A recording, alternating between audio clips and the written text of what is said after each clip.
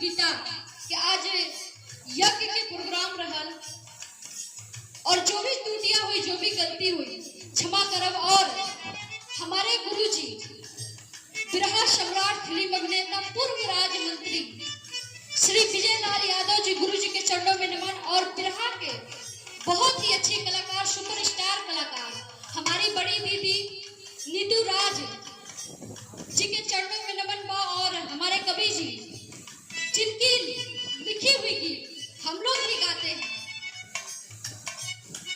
श्री सियाराम कवि जी, गुरु जी के चरणों में नमन बा। और जो भी टूटियां हुई, जो भी गलती हुई क्षमा करब जा।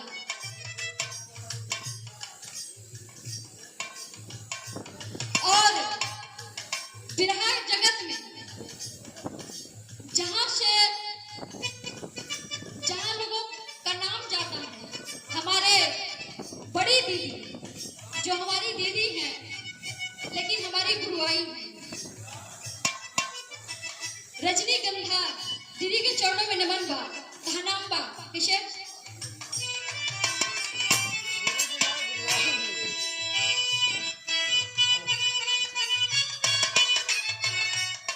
कोनो भी कार्यक्रम शुरू करे से पहले देवी गीत गावल जरूरी होला, लेकिन उससे पहले कोनो भी धुन तरज गावल बजावल जरूरी ना होला, लेकिन हमन के मजबूरी होला। कहा नाम बा कैसे?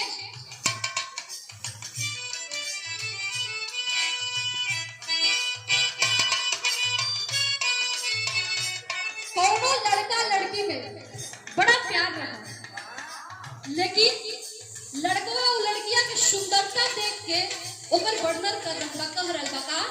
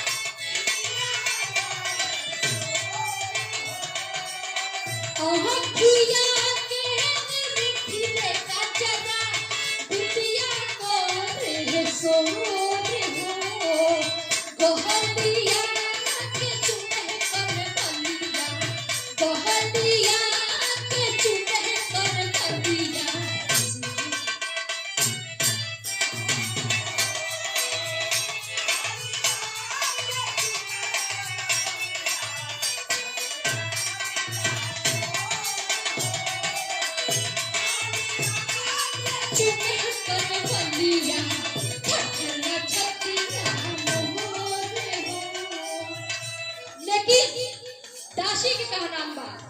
भुला गई ये बदे काहे कि आज 8 महीना हो गई, काहे लॉकडाउन मिले 7 महीना भई।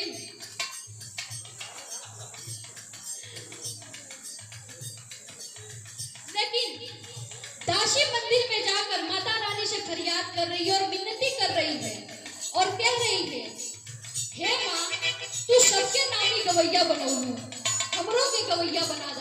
कह रही है कैसे?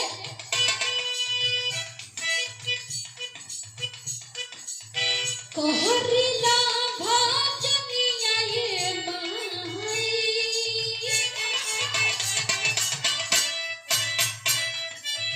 कहरिला भजनिया ये माई, और रजी करिला कर जोर हो।